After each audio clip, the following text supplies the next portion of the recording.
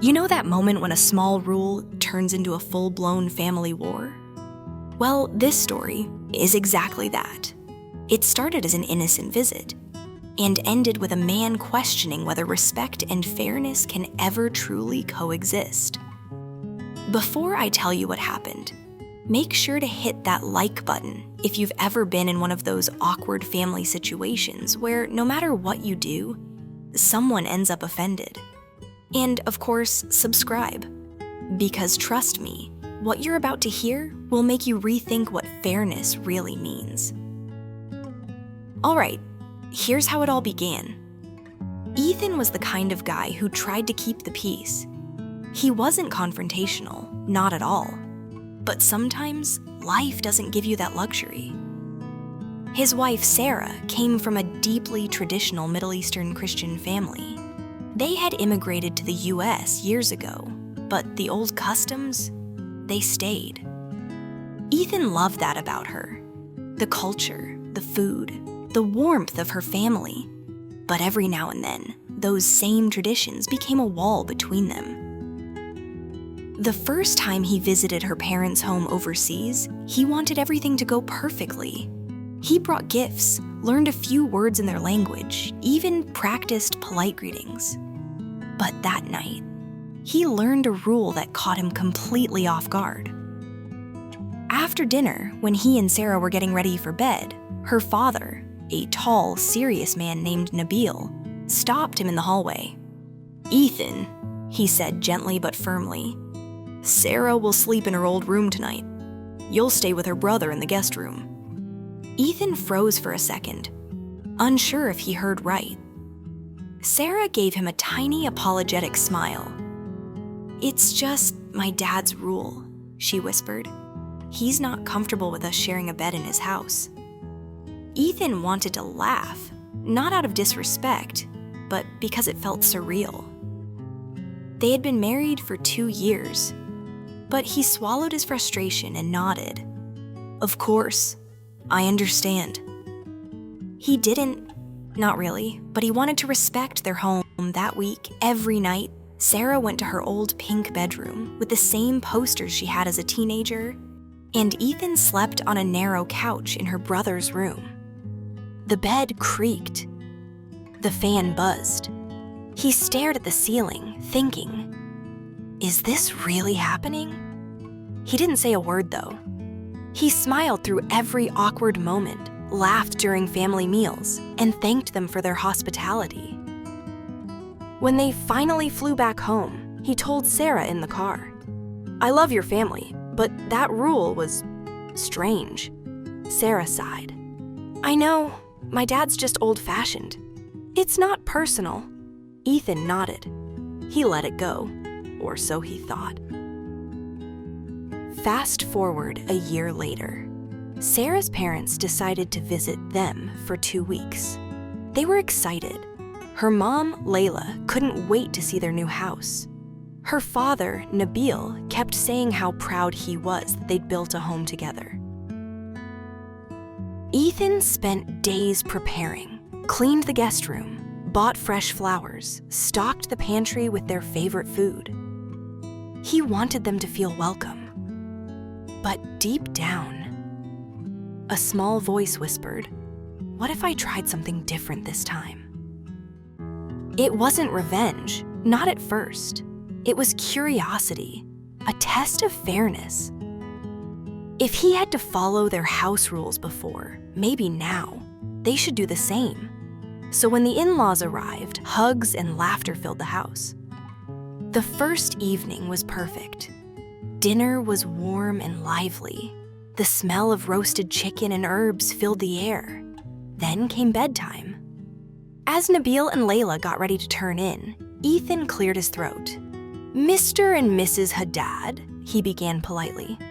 "I hope you don't mind, but in our home, we have a bit of a tradition." Nabil smiled. "Oh? What kind of tradition?" Ethan kept his tone calm. "When married guests visit, we prefer that they sleep in separate rooms. It's just something I'm more comfortable with." The room went quiet for a moment. Sarah's eyes widened. "Ethan," she began, but he continued. "I set up the guest room for you, Nabil," Ethan said, pointing down the hall. "And Layla, you can stay in our office. It's quiet and cozy." For a split second, Nabil just stared at him, then burst out laughing. He thought it was a joke. "You're funny, Ethan," he said, chuckling. But Ethan didn't laugh. "I'm serious," he said softly. That wiped the smile right off Nabil's face. Sarah whispered, "Ethan, what are you doing?" But he simply replied, "Just keeping things even." After a tense silence, Nabil nodded slowly. "All right," he said. "Your house, your rules." And just like that, they went to their separate rooms. The next morning, Ethan came downstairs feeling a mix of guilt and pride. Part of him thought, maybe that was too much. But another part whispered, "No, it's fair I followed their rules. Now they're following mine." As he poured coffee, Nabil walked in looking tired. "Morning," he muttered. "Didn't sleep much. That couch is smaller than it looks." Ethan smiled politely. Yeah, it takes some getting used to." Nabil chuckled awkwardly, then said, "Ethan, about last night. Maybe we can skip this tradition of yours? It's just me and my wife and—" Ethan shook his head. "Sorry, sir. I know it's a bit uncomfortable, but I just don't feel right about it." There was a long pause. Nabil looked at him for a moment, then nodded again. "Fine," he said quietly. "I get it." But his tone carried something else, something sharp. From that day, the house didn't feel quite as warm. Sarah couldn't hold it in that night. She pulled Ethan aside in the kitchen, her voice tight. "What are you doing? This isn't like you." He set down his plate. "What do you mean? I'm just following the same standard they gave us." She frowned. "Ethan, my dad got your point the first night. Now you're just being petty." He exhaled slowly. "Petty? Sarah, he made us sleep apart in his home for a week. I respected that. Why can't he respect my comfort now?" Sarah crossed her arms. "Because it's not the same. He's old. They're guests. It's not like they're—" She lowered her voice. "Having sex under our roof." Ethan looked at her, frustration flashing in his eyes. "That's not the point, Sarah. The point is, rules should go both ways." They stood in silence. For a moment, Ethan almost gave in. He almost said, "Fine, let them share the bed." But then he remembered that restless week in Lebanon, staring at the ceiling, feeling like a guest in his own marriage. He couldn't let that feeling go. Not yet. Over the next few days, the tension thickened like fog. Meals were polite but quiet. Layla, bless her heart, tried to keep things cheerful, complimenting the food, telling stories. But everyone could feel it. Nabil barely spoke to Ethan unless necessary. Sarah grew distant. One evening, as Ethan sat in the backyard alone, Sarah came out with 2 cups of tea. She placed one beside him and sat down. Neither of them spoke for a while. Then she said softly, "You know he called me stubborn today." Ethan smirked. "He's not wrong." She elbowed him gently, but her smile faded quickly. "Ethan, I get what you're trying to do. But sometimes, being right isn't worth the silence that follows." He stared at the dark sky, the hum of crickets filling the air. "Maybe," he whispered, "but respect goes both ways, and I just need him to see that." Sarah sighed. "I think he already does." But that wasn't the end of it. Not even close. Because a few days later, something unexpected happened. Something that would turn the entire standoff upside down. And trust me, you're not gonna want to miss what came next. Before we go there, if you're still watching, don't forget to hit that like button. It really helps the channel grow and lets me know you want more stories like this. All right, now let's talk about the day everything boiled over. That morning, the air inside the house felt heavy. No one said it out loud, but everyone felt the invisible wall that had built up over the past few days. Ethan woke up early. Too early. He wandered into the kitchen, trying to escape the silence that had started to fill every corner. The smell of coffee brewing was usually comforting, but today it only reminded him how far things had gone. He sat at the counter, staring at his mug, when Layla walked in quietly. She smiled. The kind of soft, motherly smile that hides 100 unspoken words. "Morning, Ethan," she said. "Did you sleep well?" He forced a small smile. "As well as anyone can, I guess." She hesitated, then leaned against the counter. "You know, Nabil didn't mean to make you uncomfortable when you visited us. He just has his ways, his pride, his traditions." Ethan nodded, sipping his coffee. "I get that, I really do. But I also think it's fair that he experiences what it feels like." Layla's voice softened. "Fair doesn't always mean peaceful, Ethan. Sometimes it just leaves everyone hurt." Her words lingered in the air. Ethan didn't answer. He just stared at the steam rising from his mug. Moments later, Nabil entered the kitchen, his expression unreadable, his voice low. "Good morning?" Layla smiled nervously. "Coffee's fresh." He poured himself a cup, glanced at Ethan, then sat at the table. The silence was deafening. Finally, Nabil cleared his throat. "I was thinking maybe we should get a hotel for the rest of the week." Ethan blinked. "What? Why?" Nabil shrugged slightly. "I don't want to make things uncomfortable in your home. You and Sarah seem tense." Sarah, who had just walked in, froze. "Dad, no, you're staying here. Please don't make this worse." Nabil looked at her with a faint smile. "Sweetheart, I'm not angry. I just think it's best." Ethan felt his chest tighten. He hadn't expected that. He wanted to make a point, not drive them away. "Mr. Haddad," he said carefully, "that's not necessary. I'm not trying to offend you." But Nabil just waved a hand. "You have your rules. I respect that. And I think it's time I respect your space too."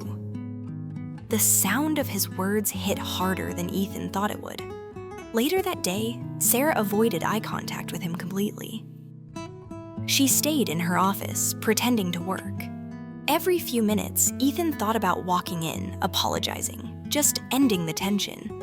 But then he remembered every night he'd spent apart from her in her father's house, trying not to take it personally.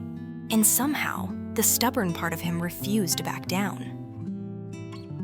That evening, around dinner, the quiet finally broke, and not in a way anyone expected. Layla was cooking while Sarah set the table. The smell of garlic and herbs filled the air. Ethan walked in, determined to act normal. But Nabil was already sitting, his jaw tense, his eyes sharp. "Ethan," he said suddenly, before Ethan could even greet him, "can we talk?" Sarah froze. Layla stopped stirring the pot. Ethan hesitated, then nodded. "Of course." Nabil gestured toward the backyard. Outside. They stepped out into the cool evening air. The sun was setting, painting the sky orange and pink. For a moment, it felt almost peaceful. But that peace didn't last long. Nabil folded his arms. "I've been thinking about what you did." Ethan stood still, trying to keep his voice calm.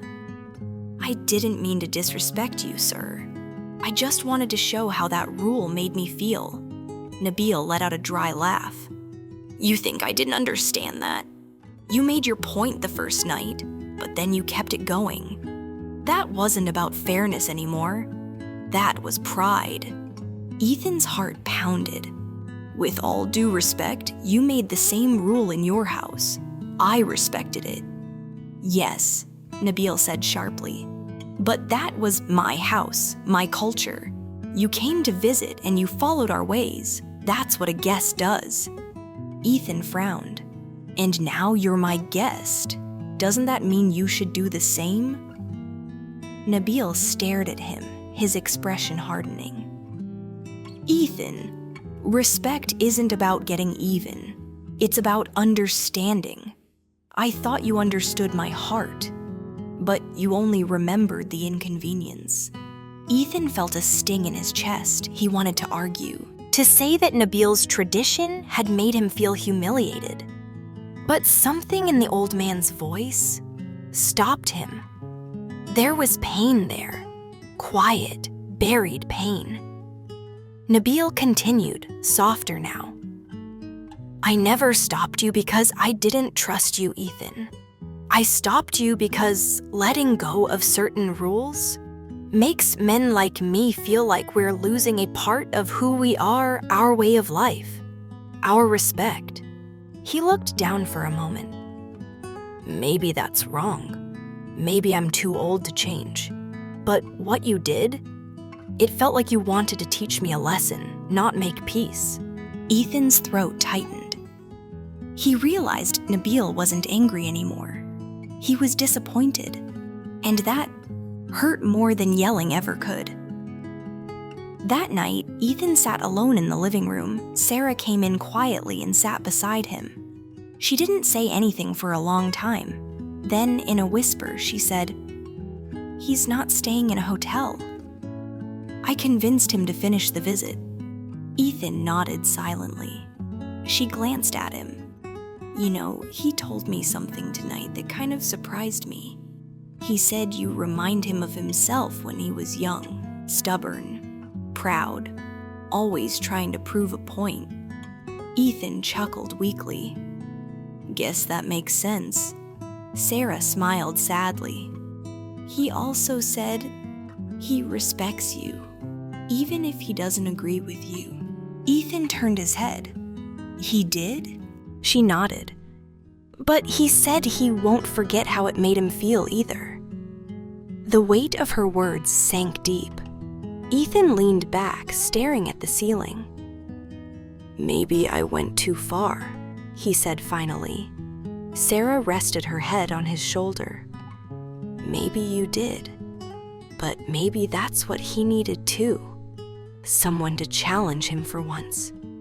He looked down at her, half smiling. You think so? I think, she said softly, that you both needed to understand each other in a way words couldn't do. You had to live each other's discomfort. Ethan laughed quietly. That's poetic. She smiled faintly, or tragic. The next few days were different. Still quiet, but warmer. Like a storm had passed and left behind a strange calm. Nabil helped Ethan fix a leaky faucet in the kitchen. They didn't talk much, but they worked side by side. And that said enough. Layla and Sarah cooked together, sometimes exchanging tired but relieved smiles. On the final night before her parents' flight, Sarah planned a big dinner, their way of ending things on a good note. The table was full. Roasted lamb, rice, hummus, even Ethan's favorite, Layla's homemade bread. Halfway through the meal, Nabil raised his glass. To my daughter and her husband, he said, who have shown me that sometimes. Respect goes both ways. Ethan froze for a moment, unsure how to respond. Then he lifted his glass, smiling faintly. To family, he said. Everyone clinked glasses. Laughter returned. The tension finally began to dissolve. Later that night, as Ethan helped Nabil carry the suitcases to the car, Nabil stopped by the door. "Ethan," he said quietly, "you're a good man, stubborn, but good." Ethan grinned. "Guess that runs in the family now." They both laughed softly, and for the first time in weeks, it felt real. As the car pulled away, Ethan stood in the driveway, watching the taillights disappear. Sarah came out, wrapping her arms around him. "You survived," she teased. "Barely," he said, chuckling. "But I think we all learned something." Sarah raised an eyebrow. "Oh yeah? What's that?" Ethan looked out at the night sky and whispered, "That fairness without kindness isn't really fair at all." She smiled, leaning her head against his shoulder. "Maybe next time, just tell him that, instead of recreating a cultural experiment in our house." Ethan laughed. "Deal." And that was the end of it. Or maybe the beginning of a new kind of understanding between two families. One rule at a time. Sometimes life teaches you through conflict what no polite conversation ever could. It's easy to say respect is mutual, but living it, that's where things get complicated. So the next time someone imposes their rules on you, ask yourself this: are you trying to prove a point or build a bridge? Because one brings silence, the other brings peace. If you enjoyed this story, don't forget to like the video. It helps more than you think. And if you're new here, subscribe for more stories that'll make you feel, think, and maybe even see yourself a little differently. All right. It had been almost 6 months since that visit. 6 months since the sleeping rule incident that nearly tore a family apart. And somehow stitched it back together just enough to look whole from the outside. Ethan thought things had gone back to normal. But sometimes, the past doesn't disappear. It just waits for a quiet moment to whisper again. One Sunday morning, Ethan and Sarah were having breakfast when her phone buzzed. She glanced at the screen. Her mother's name. Her smile faded as she answered. "Hi, Mom." "Wait, what? When?" Ethan looked up, concern tightening his chest. Sarah's voice trembled. "Is he okay? Should we come?" When she hung up, she didn't say anything for a moment. Then, quietly, she said, "Dad's in the hospital. He had a mild heart attack." The words hit like cold water. Without hesitation, Ethan stood up. "We're going." They packed in a rush and drove straight to the airport. The entire flight felt endless. The hum of the engine, the sleepless hours, the weight of what hadn't been said since that last visit. Ethan stared out the window the whole way, his mind replaying every conversation, every look. He remembered Nabil's face that night in the backyard. The disappointment behind his calm voice. He had wanted to make a point. But maybe, deep down, he'd heard a man who only wanted to be respected in his own way. When they arrived at the hospital, Layla was sitting in the hallway, exhausted. She stood up as soon as she saw them. "Sarah!" she cried, hugging her daughter tightly. Then she turned to Ethan. For a moment, neither spoke. Then she whispered, "He's awake. He's asking for you both." Ethan followed them inside. The beeping of machines filled the room, steady and low. Nabil lay there, pale, fragile, but still with that same quiet dignity in his eyes. When he saw Ethan, a weak smile crossed his lips. "You came." Ethan swallowed hard. "Of course I did." For a few seconds, no one said a word. Then Nabil gestured toward the chair beside him, "Sit." Ethan sat, his hands clasped tightly together. Nabil looked at him with tired eyes. I've been thinking about that week at your house. Ethan froze. He didn't expect this. Not here, not now. Nabil continued, voice soft but steady. You were right, about fairness, about seeing how the other person feels. But maybe we were both too proud to say it. Ethan tried to speak, but the words caught in his throat. Nabil smiled faintly. When you're my age, pride becomes your armor. You wear it so long, you forget what it's protecting. He turned his gaze toward the ceiling. I should have let you two sleep together in peace. You were already a family. I made it about me, about control. Ethan felt his chest tighten. You were just being you, sir. I didn't have to make things worse. For a moment, Nabil's smile widened, but only slightly. Maybe that's what makes us men. We only learn after we've broken something. The silence that followed was heavier than anything Ethan had ever felt. Then Nabil closed his eyes, whispering, Take care of her, Ethan. Don't let your stubbornness become your language. Ethan reached for his hand. Rough, cold, trembling, I promise. And that was all that needed to be said. 2 weeks later, they stood by his grave. The air was cold, the sky gray. People came and went, offering condolences. Ethan stood a few steps back, watching Sarah lay a single white flower on the fresh soil. He wanted to say something, anything, but every word felt too small. Layla approached him quietly. Her eyes were swollen from crying, her voice hoarse. He respected you more than he ever said, she whispered. He told me before the surgery. That boy has the kind of backbone I wish my sons had. Ethan felt his throat close. He didn't know whether to smile or cry. Layla placed a hand on his shoulder. But he also said, You remind him of all the arguments he never won. She walked away, leaving him standing there, torn between pride and regret. Weeks passed. Sarah tried to be strong, but grief doesn't fade in straight lines. It comes and goes like waves. And Ethan was there through every one of them one night. As they sat together on the couch, she said quietly, You know what hurts the most? He finally understood you, and you finally understood him. But it was too late. Ethan nodded.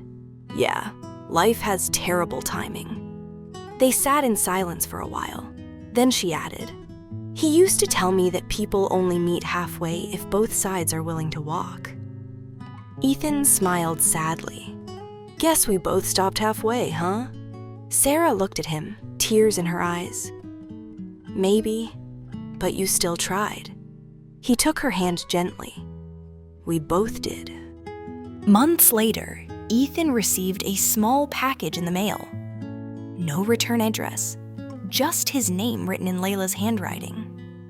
Inside there was a photo, taken years ago, of Nabil standing in front of his old house, smiling proudly beside a newly married Sarah and Ethan. And beneath it, a note in Nabil's handwriting. The letters shaky, uneven. It read, Fairness without compassion is a rule without love.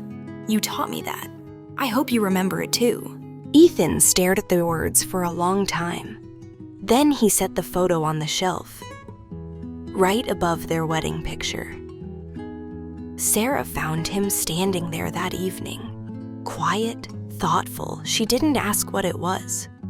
She just wrapped her arms around him.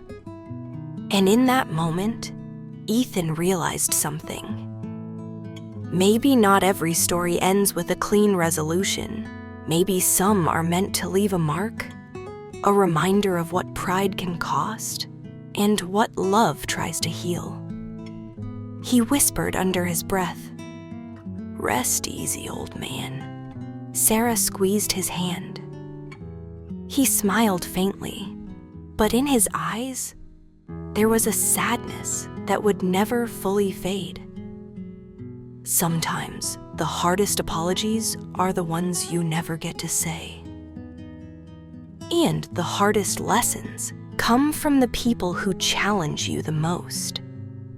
If you've ever lost someone before you could make things right, you know exactly how Ethan felt. And maybe that's the real moral here. You can win an argument and still lose the person.